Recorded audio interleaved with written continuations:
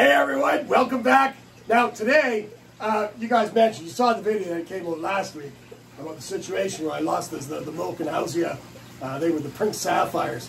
Really cool kerosene. Now I've actually spoken with my friend Oliver Lucanis. Now this tank here with all that biological matter, all those, the leaf litter and all that organic, decaying organic matter, I spoke with him, I says, is this possibly the reason for this? And he said, yes. So that is basically why, when we had that power failure, the sheer amount of organic matter in that tank. This is a species that lives more in the river, in the open areas of the river, with much more higher oxygen levels. So I should have probably either A, had a generator, but we've never really had a power outage for more than a few minutes, honestly, and we've been here for this is our 10th year.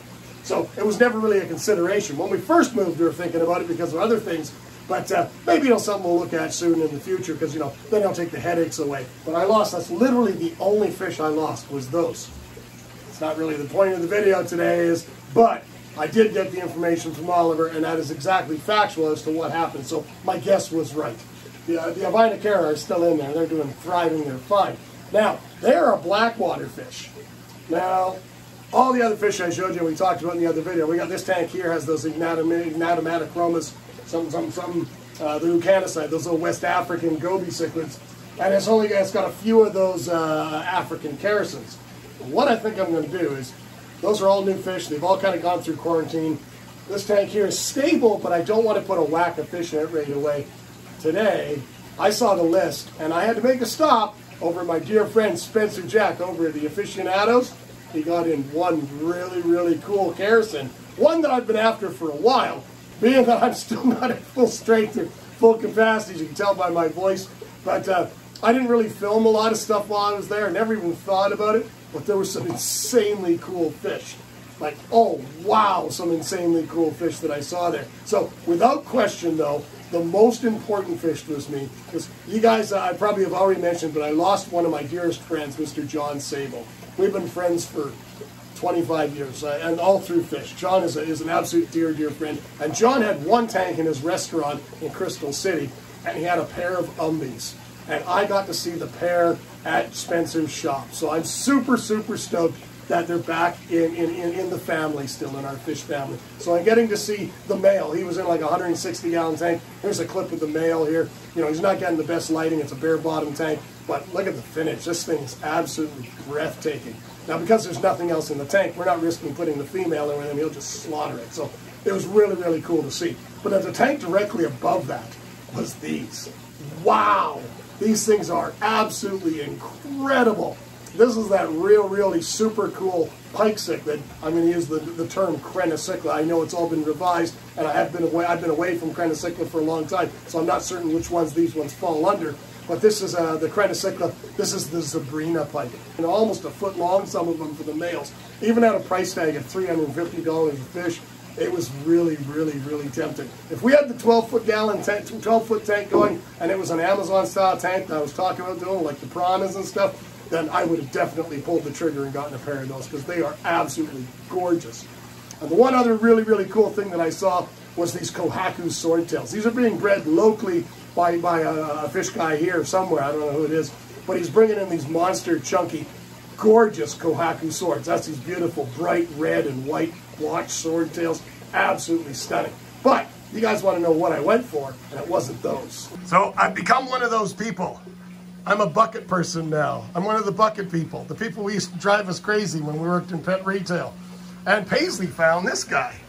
She found this beautiful lace cat, this beautiful Synodontis lace cat. Oh, look at him posing for us, showing him sideways. This thing is all the size of my hand. It is huge. And you'll go fine in the West African tank, so there's no problem there. He's got all the nice spinach, and he's nice and social, so he'll come out and about. We're going to get him settled. So besides the Synodontis catfish that Paisley picked out, I got this beautiful Java fern, man. Like, this thing is huge. Just look at the size of this thing. Bigger than my head. Bigger than my beard. Absolutely incredible piece of Java fern from Florida Aquatic Nurseries. So this is that 75-gallon kerosene tank. That's just the one bunch, the one mat of Java fern. It'll make some of the fish feel a little bit more comfortable knowing that there's little areas and researches. It kind of creates rooms within the tank. Some of those garrisons are just stunning. Just stunning. I really can't wait to get these other racks set up so we can get some of these tanks into beautifully aquascape nature inspired tanks. But I just couldn't pass up when I saw this incredible, nice, beautiful, really nice mat of Java fern.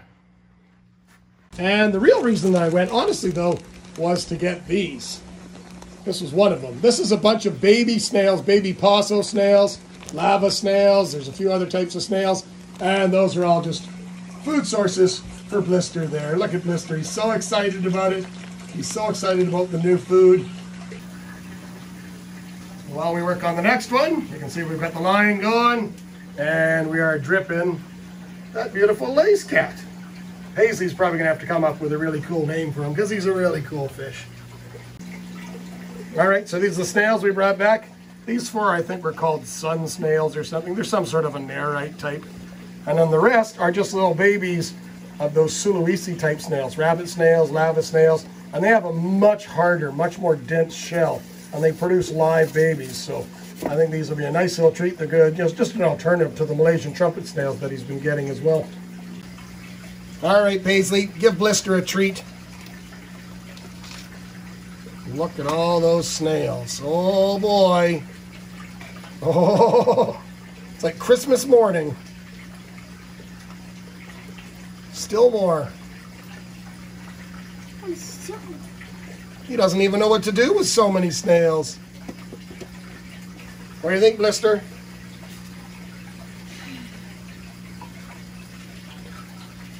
Oh, he's going to go for one of the sun snails right away.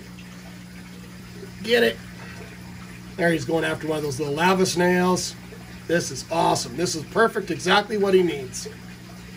All right, so the super cool fish that I was most stoked to go get, and the real reason I drove down there, besides the snails, but before we get to that, I got to talk about a couple of things.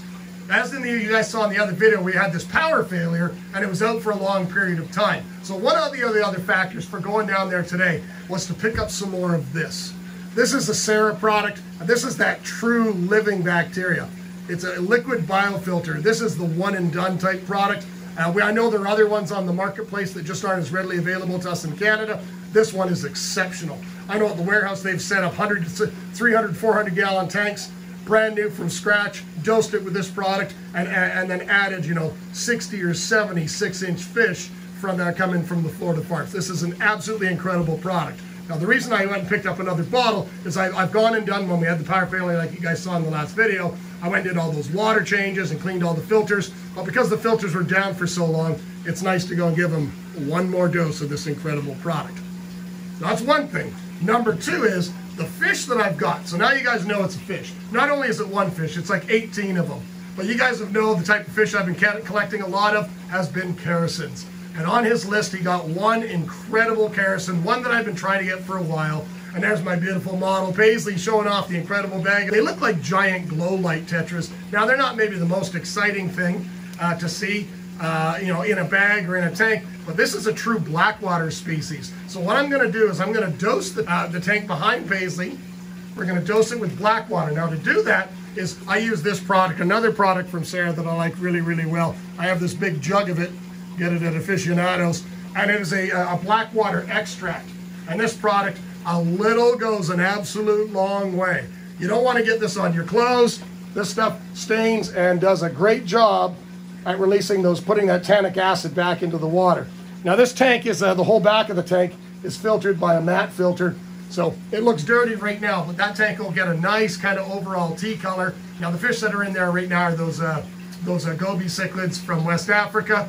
They can handle the black water. This is like a mixing of the water, so to speak. We're going from the clear water that they were in the transport bag to adding a bit of that tannic water from the black water tank and mixing it in with them. And on a slow drip like this, we'll let them drip for about half an hour or so before we go and add them to the tank, and then we're going to let them settle in.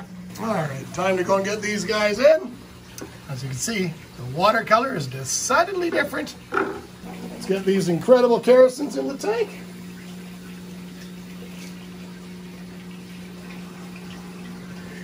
It may not look like much right now, but we're going to let them settle in overnight. And then we're going to go back and take a peek, see what they look like tomorrow. And I bet you they're going to be absolutely screamers. They all seem to settle in fairly well. See if they'll pick some bloodworms.